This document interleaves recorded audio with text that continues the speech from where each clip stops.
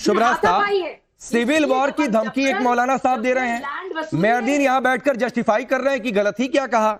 मैंने कुछ मंदिरों के नाम गिना दिए कि इसमें वक्फ का दावा फिर ठीक कैसे हो सकता है उस परिभाषा के हिसाब से, तो कह रहे हैं भाई ये तो पता नहीं कैसे हो गया।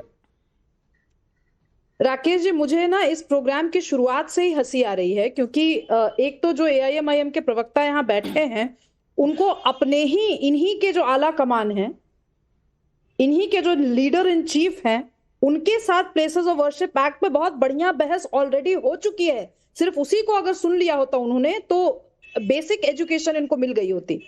आज के जमाने में जब ये लोग बड़ी बड़ी बातें करते हैं कि हम सुप्रीम कोर्ट और लॉ को सबसे बड़ा मानते हैं, और इनके तो खैर आला कमान जो है वो बहुत बड़े बैरिस्टर हैं, उनसे पूछिए कि अभी जो जस्टिस चंद्रचूड़ उन्होंने कैसे इंटरप्रेट किया प्लेसेस ऑफ वर्शिप एक्ट को।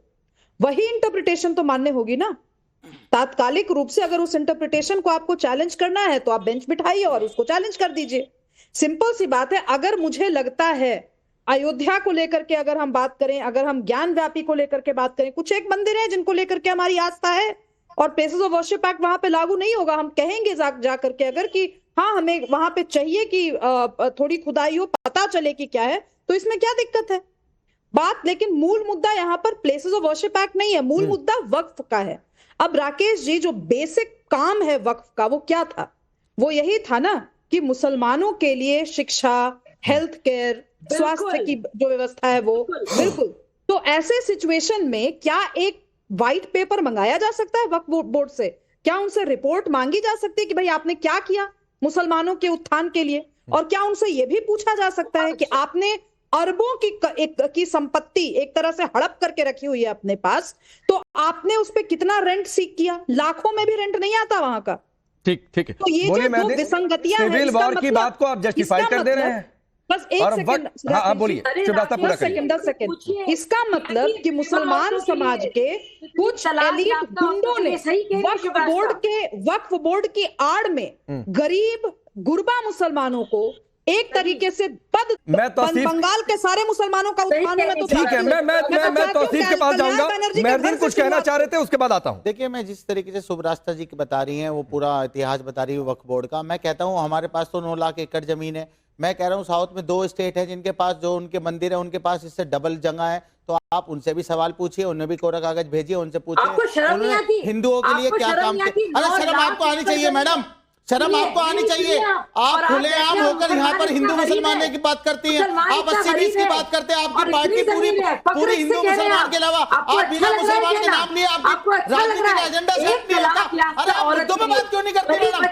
आप महंगाई बेरोजगारी पे बात क्यों नहीं करती? मेडिकल कॉलेज, मणिपुर में बात क्यों नहीं करती? कॉलेज, एक स्कॉलरशिप का कोई प्रोग्राम, एक कोचिंग इंस्टीट्यूट खोला है आपने। मैं आगे बढ़ता हूं। सुनिए मेहरदीन, शाजिया एक मिनट, मेहरदीन प्लीज शांत रहिए। मेहरदीन प्लीज, मैं बार बार कहता हूँ स्टूडियो में बैठिए तो एकदम डिसिप्लिन में रहिए।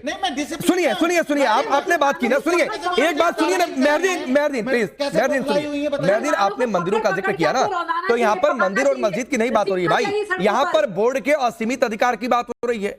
यहां सवाल ये नहीं कि आपकी किसी एक मस्जिद के पास कितनी प्रॉपर्टी है, मंदिर के पास कितनी प्रॉपर्टी है। सवाल ये है कि एक बोर्ड के पास कितना असीमित अधिकार है और अनलिमिटेड राइट्स है। मैं आऊंगा, 2 मेहमान अभी वेट कर रहे हैं, रुक जाइए। अब लारी भाई आपके पास आ रहा हूं।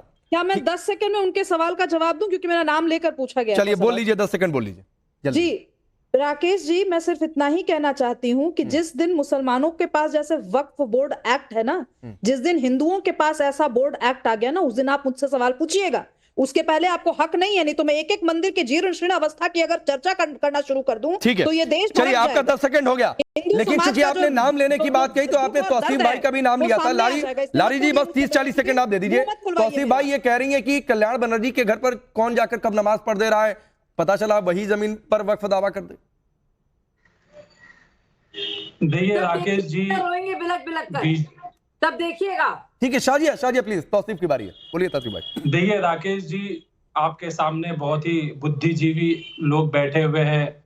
शाजिया अल्मी जी बैठी हुई हैं, शुभरास्ता जी बैठे हुए हैं। ये सब बीजेपी के आइडियोलॉजी को और बीजेपी के शुभचिंतक है।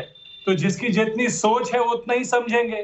भाई कल्याण बनर्जी ने जो बात कहा वो जजमेंट से उठा करके उन्होंने कहा कि कॉन्स्टिट्यूशनल बेंच का जजमेंट का उन्होंने रेफर किया पैराग्राफ 36, उन्होंने बाद में इसका क्लैरिफिकेशन भी दिया कि जजमेंट कहता है only in relation to Muslim properties, ऐसे मुस्लिम प्रॉपर्टीज जिसको कोई अपना जो जमीन का मालिक चाहता है कि वो वक्फ कर दे और उसमें अगर डीड में लिखित में भी नहीं है तो भी अगर वो उसको बाय एक्ट है कि मुझे डिस्टर्ब ना करे।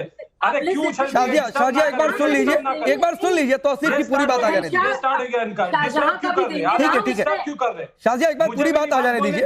शाजिया जी ये बहुत गलत है जब आप कह अरे तौसीफ मैंने इंटरप्ट कर दिया, प्लीज आप बोलिए, आपको समय मिले ये मैंने सुनिश्चित किया। प्लीज तौसीफ भाई आप अपनी बात रखिए, उलझिए नहीं, व्यक्तिगत मत उलझिए, कोई व्यक्तिगत ना उलझिए। तौसीफ भाई मैंने शाजिया को रोका, आप अपनी बात पूरी करें। गाय के दूध में सोना मिलता है, यही तो बीजेपी के नेता कहते हैं। शाजिया अल्मी जी आप इससे सहमत रखती है क्या कि गाय के आपके पास जवाब तो सोना मिलता है, क्या मुसलमानों का खून चूसता है, तौसीफ भाई की बुराइयां की है, गरीब मुसलमानों के लिए एक झेल भर की चीज की है, कितना मुनाफाखोरी की है। तौसीफ भाई एक मिनट में नहीं, यहाँ से डिबेट डिरेल हो जाएगी। शाजिया एक मिनट रुकिए। तौसीफ भाई गाय पर चर्चा नहीं हो रही है, प्लीज गाय पर चर्चा नहीं हो रही है। एक लाइन का बहुत सीधा सा सवाल है, एक लाइन का बहुत सीधा सा सवाल है, वक्फ की प्रॉपर्टी कौन सी हो सकती है ये कल्याण बनर्जी जस्टिफाई कर रहे हैं और उसको परिभाषित कर रहे हैं, लेकिन हिंदू कोर्ट जाकर कोई एक आदेश ले आता है तो आप लोगों को बड़ी दिक्कत हो जाती है। ले लो भाई, कोर्ट से ऑर्डर ले लो कि गाय के दूध में सोना। अरे फिर आप गाय पर चले गए। अरे आप जानबूझ के बात को बदल रहे हैं क्योंकि आप जानते हैं आप फंस गए हैं। उसका कलर येलो है, कौन रोका? ले लो जाके कोर्ट से ऑर्डर। कल्याण बनर्जी ने राकेश जी छोटी सी बात, बोलिए शाजिया। राकेश जी बहुत छोटी सी बात मैं कहूंगी तौसीफ भाई के लिए और औरों के लिए।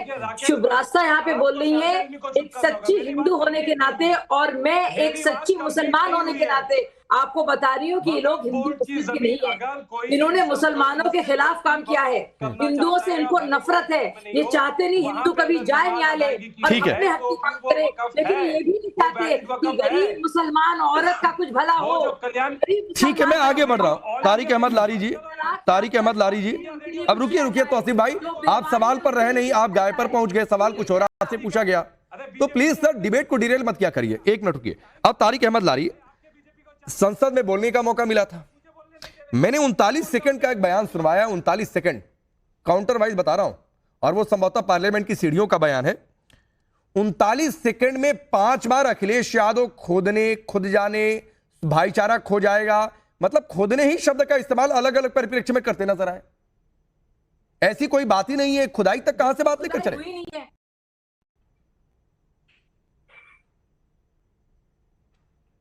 ये भड़काने की बातें राकेश जी, ये दंगे फसाद और करनाने। शाजिया प्लीज, शाजिया एक मिनट, लारी जी बोलिए। धन्यवाद, कोई बीच में इंटरप्ट ना करे। देखिए जो अखिलेश जी ने कहा है वो यहाँ के भाईचारे को खोदने की बात कही है, बिल्कुल सही कहा, उनका बयान बहुत सही है कि बीजेपी यहाँ के भाईचारे को खत्म कर रही है, जहां भी खोद रहे हैं वहां खुदा मिल रहा है, इन लोग को और कोई कारण। चलिए चले गए, इनका नेटवर्क ही चला गया। ठीक है तौसीफ भाई डिरेल कर रहे